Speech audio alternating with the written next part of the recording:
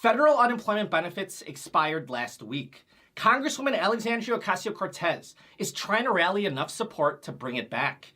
On Wednesday, Vice President Kamala Harris held an event about child care. VP Harris says the government needs to increase their involvement and investment into child care. Democratic Senators Joe Manchin and Kyrsten Sinema are saying that they're going to vote no to the upcoming $3.5 trillion spending bill. On Wednesday, President Biden went to go speak with Manchin and Sinema. The Democrats are pushing hard to give tax breaks to the rich. Congresswoman Alexandria Ocasio-Cortez said, "This is a giveaway to the rich. This is a gift to billionaires." Federal unemployment benefits expired last week. 7.5 million Americans lost all of their benefits, and 3 million Americans lost the extra $300 a week. The Century Foundation estimates that people will be spending $5 billion less every week, which is also going to impact the economy. Congresswoman Alexandria Ocasio-Cortez will be introducing a new bill to reinstate federal unemployment benefits. Ocasio-Cortez said, "I've been very disappointed on both sides of the aisle that we just allowed unemployment assistance to completely lapse when we are clearly not fully recovered from." However, President Biden said it was appropriate for the federal unemployment benefits to end, and he said that states can choose to continue paying out the extra $300 a week.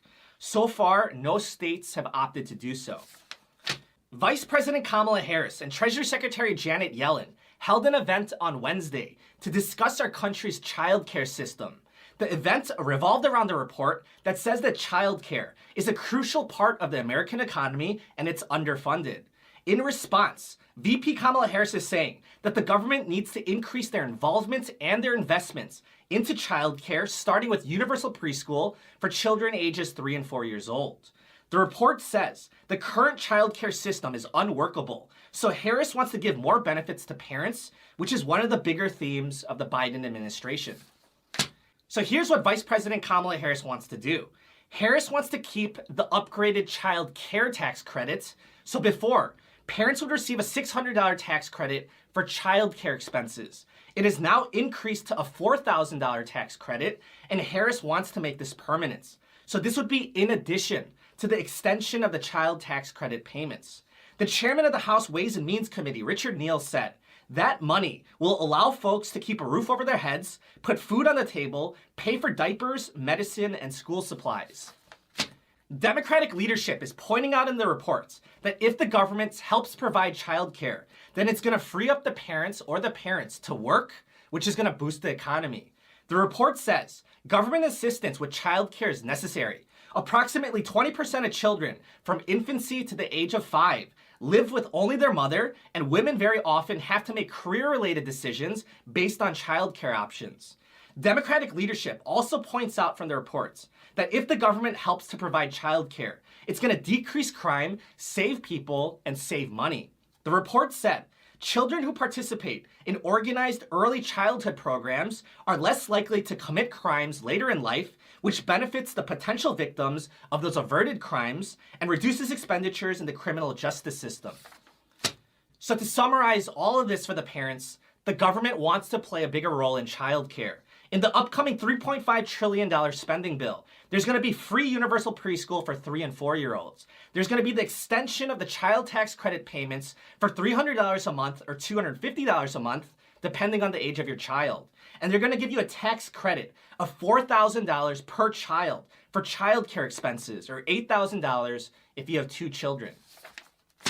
In political news, in order for the $3.5 trillion spending bill to pass, all of the Democrats in the Senate are going to have to vote yes to the bill.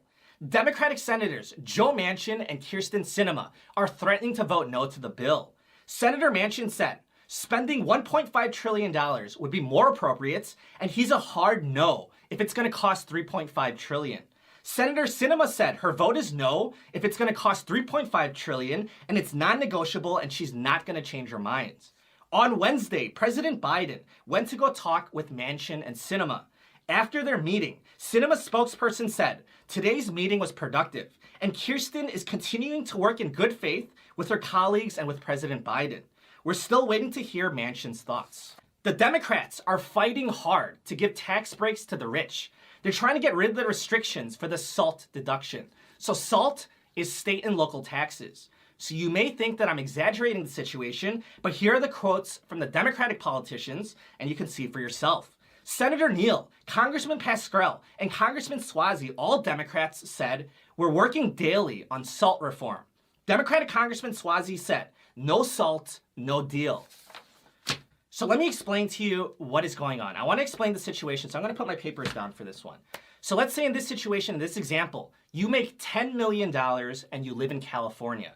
So in this situation, you're going to pay taxes to the IRS, the federal government, and you're going to pay state taxes to California.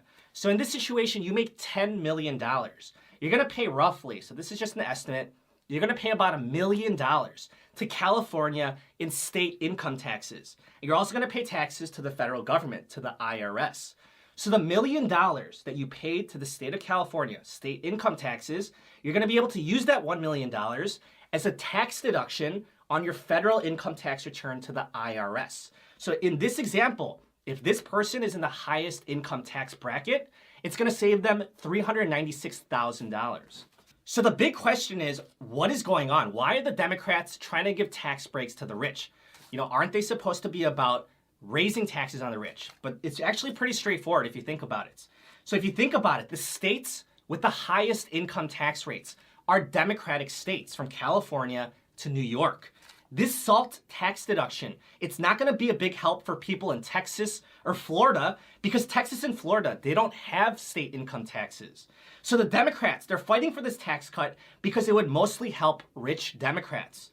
Democratic Congresswoman Alexandria Ocasio-Cortez said, "Personally, I can't stress how much that I believe that this is a giveaway to the rich. I think it's a gift to billionaires. Independent research shows the top 1% of households are going to receive 54% of the benefits. So I personally calculated the net effect. Even if President Biden increases taxes on the rich would still come out ahead and end up paying less taxes with the SALT deduction.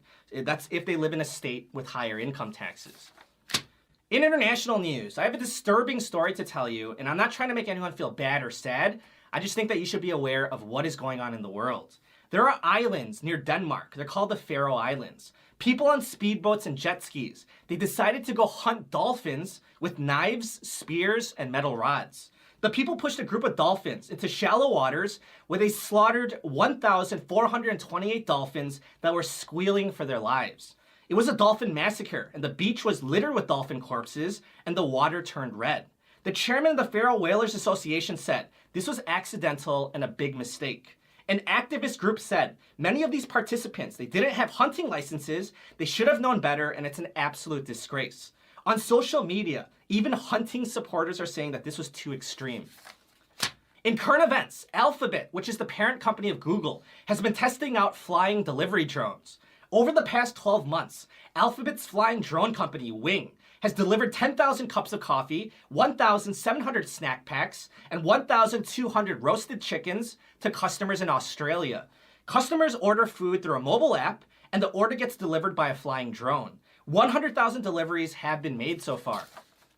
Wing is now testing services with Walgreens to deliver food, beverages, snacks, over-the-counter medicine, and more.